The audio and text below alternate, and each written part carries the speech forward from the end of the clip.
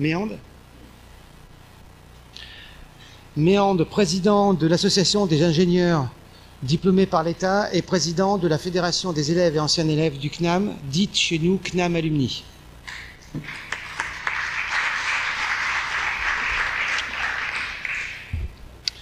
Bien, merci de votre présence, chers amis, chers collègues. C'est pas évident de venir un samedi matin à Paris. Il y en a qui viennent de province. Moi aussi, je viens de province puisque je suis de Rochefort, Rochefort-sur-Mer. Mais c'était un plaisir d'être présent. Donc, bonjour à toutes et à tous.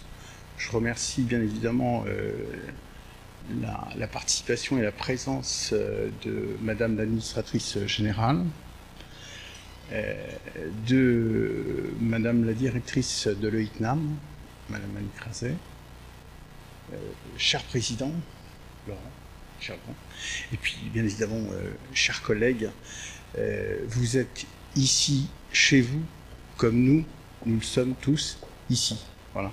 Donc c'est important que vous le sachiez, hein, c'est votre maison, c'est votre maison de rattachement depuis l'obtention de votre diplôme, et il est bon de revenir toujours, de temps en temps, à la maison.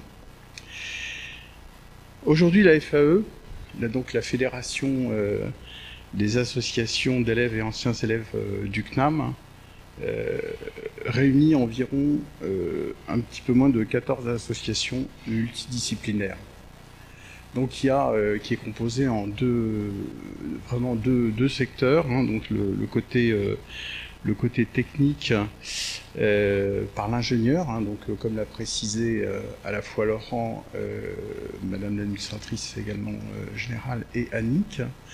Donc de l'UICNAM bien sûr, hein, l'UICNAM AE2, de l'UHCT, hein, donc l'école des topographes géomètres, hein, et puis aussi de l'association des ingénieurs diplômés par l'État, qui existe donc depuis 1934, notre maison, notre berceau, qui est le CNAM, hein, puisque nous avons été effectivement, nous sommes nés au CNAM. Également. Je vous donnerai tout à l'heure, je ne vais pas revenir vraiment sur toute l'association parce qu'il y a un atelier auquel bien évidemment j'ai participé qui sera présenté tout à l'heure à partir de 11h30, hein, qui est vraiment fabuleux, donc je vous invite bien évidemment si vous le pouvez à rester et puis à assister donc au rendu de cet atelier parce que on connaîtra encore mieux le CNAM. Voilà. Donc c'est vraiment intéressant de pouvoir écouter ça. Donc c'est dans différents domaines. Hein. Donc l'un des objectifs, bien évidemment, avec le support massif du CNAM, hein, donc avec le support de Madame l'administratrice générale et de l'école d'ingénieurs, de la fondation, hein, la fondation du CNAM qui est important, et puis bien évidemment les professeurs, les enseignants. Vous savez, c'est un peu un triptyque, hein, alumni, fondation, enseignants, et au milieu vous avez bien évidemment le CNAM, hein, donc une constellation, et vous avez au centre le CNAM. On gravite tous autour du CNAM, hein, donc s'il manque une des pattes, le système ne peut pas fonctionner, c'est pas possible. Voilà.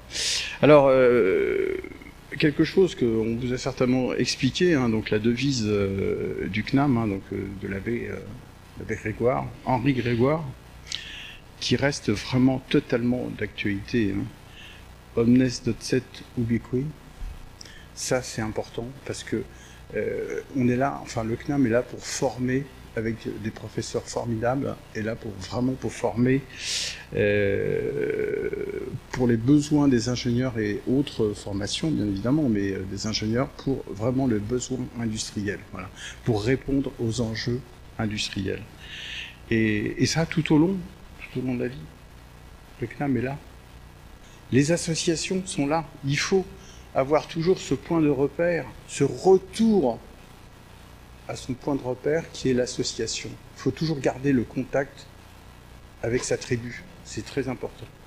C'est très important parce que vous allez être devant, vous avez été, vous le serez, puisque vous êtes certainement tous encore en activité, vous serez face à des enjeux sociétaux et vous aurez besoin de vos collègues, de cette association, de votre association, pour justement venir un petit peu en support. Voilà.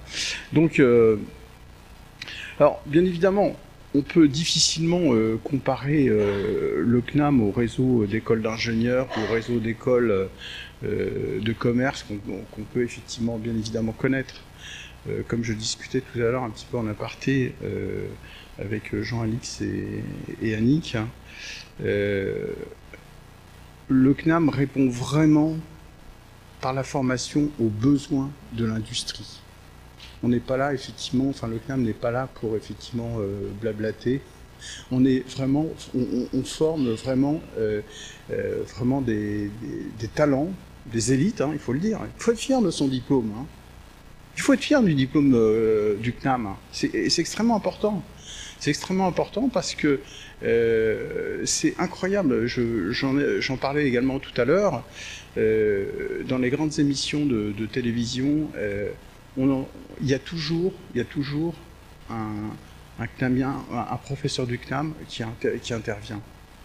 C'est comme un signe. Donc il faut vraiment être fier de son diplôme et toujours se rattacher aux associations.